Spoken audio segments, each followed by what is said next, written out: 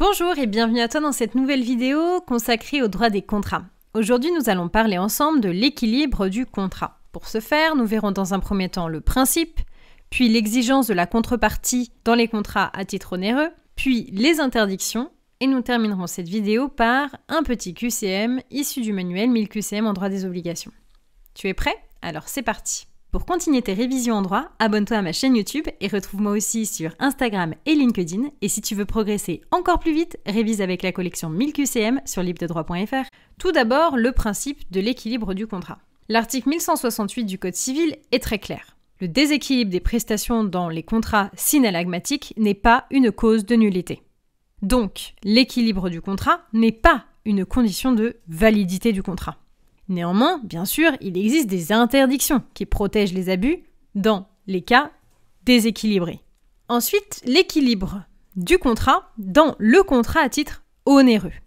L'article 1169 du Code civil nous dit que le contrat à titre onéreux est nul dès lors que, dès sa formation, la contrepartie est illusoire ou dérisoire.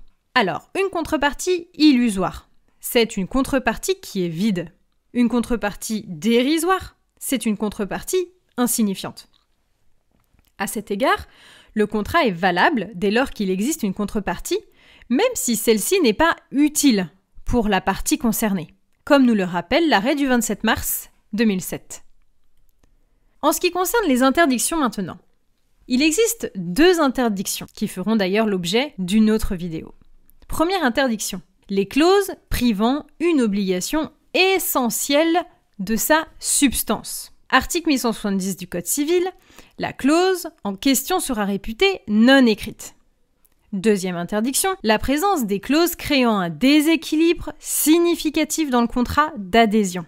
Article 1171 du Code civil, cet article s'applique uniquement pour les contrats d'adhésion où la clause en question n'a pas été négociée.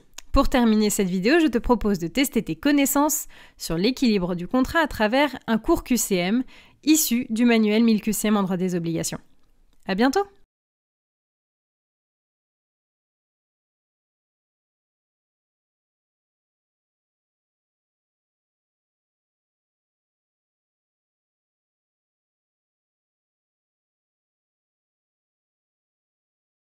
Si cette vidéo t'a plu, pense à la liker et à t'abonner. Et pour continuer tes révisions, va voir la collection 1000 QCM dans ma librairie numérique libredroit.fr.